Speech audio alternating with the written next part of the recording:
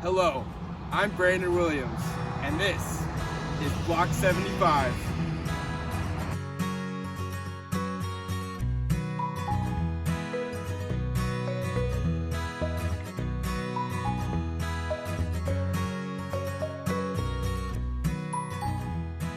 Nina knows better than anyone else that Block 75 has a contentious history with a lot of actors and a lot of opinions. We propose that Nina puts on a community event that organizes all of these actors and their opinions so everyone can sit down, talk, have open channels of communication, something that, quite honestly, as you know, has been absent from this problem in the past. And, even if all that doesn't happen, at the end of the day, maybe we can all just come together and help clean up this lot a little bit, something that we all want. To get the community engaged and actively involved in Block 75, we propose that you do a weekend-long engagement event to clean up the empty lot that has caused a lot of conflict between these groups of people. We believe that this cleanup will give members of each group the opportunity to interact in a positive way with each other. On the next day, invite the same people from the cleanup to a mapping exercise. This exercise would use a large map of Block 75 and be placed down on the ground. Then, with provided markers or pens, all members from each group can write down what they think should be done with the block. This gives a visual representation of how people are feeling in Block 75. This mapping will help foster discussion between groups and continue to build on the positive interactions started with the cleanup. Lastly, after the mapping activity, there will be food provided for everyone as a reward for working together. All of the plans for this event are backed up by research. This event is using bottom-up deliberation as a cornerstone. Bottom-up deliberation is engagement being initiated and led by stakeholders who create a two-way dialogue in order to make a final decision. This idea comes from the piece, What Makes Stakeholder and Public Engagement in Environmental Management Work, from 2017, written by Reed. The idea of community mapping is backed up in the Community Engagement Toolkit from futurerise.org that insists that working together on a map can help discussions start. You're probably wondering, who are we supposed to invite to this community event? Well, let me tell you, it's important for Nina to invite all of the actors that have major stake in the development of Block 75. Of course, yourselves and your organization should be present, but you got to make sure you include people from the Cathedral of the Rockies. You have to make sure you have local neighbors who care about what's happening to their neighborhood and this block that surrounds their homes. You should invite individuals from Boise High School who maintain this lot and create the garden for the community. They care a lot about what happens to this lot just like everyone else.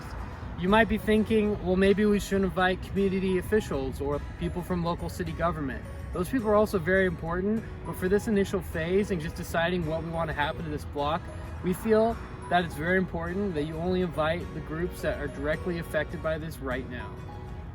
All organizations should be reached out to through email or phone, and the importance of the event should be made clear, especially emphasizing that it's very important that they attend in order to improve their standing in the community and come to a solution regarding the Block 75 problem. Next, we're going to demonstrate to you some of the different values, opinions, and beliefs of some of the groups that you're going to be working with at this event. Hi, I'm an anonymous neighbor who has some issues with some of the things that have been going on with this block for quite a long time. My first complaint that I have to go against some of the things that have been going on in the block is that this garden oftentimes looks not the best. It's oftentimes very out of shape. As you can tell, this is the compost pile, which will look like this for the next couple months at least. And as we keep walking, you can see further down, there is a lot of compost piles, and they're going to look like this for quite a while, which is not a great look for the block. And it doesn't look great for the people around the block either. As you can see behind me, this is a large empty lot. It used to be filled with historic homes in the north end, and it still is part of the historic district, but the church owns it. And we don't want them to develop whatever they're going to develop here, because this is supposed to be a historic district. Hi, I'm Gordon Johnson, and I go to Boise High School, and we're here at the Downtown Teaching Farm, a collaborative project of Boise High School, an organization I'm very proud to be a part of. As you can see, things aren't going so good around here. It's a little messy. We have a lot of mulch laying around, And quite honestly, that's not what we want to be happening. We want to have a nice, attractive, useful garden for Boise High and the greater Boise community. But unfortunately, we just don't have the staff, the volunteers, or really just the manpower to make this place the way we want it to be. And that's really frustrating because we try really hard, and I feel like we get no respect from the church and honestly some of the greater community. They just say our lot looks bad, and that's not what we're trying to be about. We just really want to grow cool food for underprivileged people and teach ourselves and our community how to make good, sustainable food that'll keep our bodies healthy and our minds clear.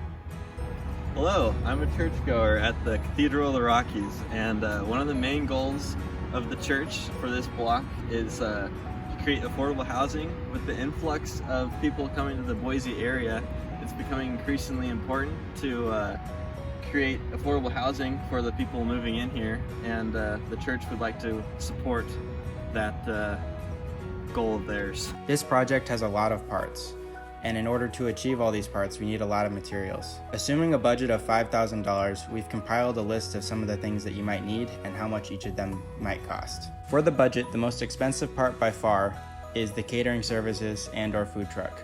By our estimates, it would cost roughly $3,000 or slightly under to feed around 100 people. And depending on the amount of people that show up, it would be less, but this is typically how catering cost estimates are made. In addition to this, you would also need to pay for a dumpster or trailer in order to export the trash made from the catering, as well as to bring the mulch into the garden area so that the cleanup can be as successful as possible. This would cost roughly $130 if you go through Home Depot. In addition to this, you will also need mapping supplies for when you do community mapping. This includes things like paper, pens, etc., and would cost roughly $100. You would also need cleanup supplies, so things such as rakes, shovels, wheelbarrows, etc., and this would cost around $525 in total. With the remainder of the money that you have, you would use this to fund facilitators for the community mapping and possibly for the cleanup. However, this could probably be done without facilitators present. The final thing needed would be Block 75 for the location, and this would actually be free, assuming that Nina works with the church. If Nina works with the church, the lot should be entirely free and no permits would be required.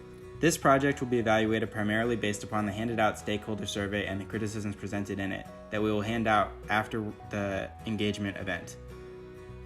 We will use this combined with our rubric for evaluation in order to evaluate our overall event.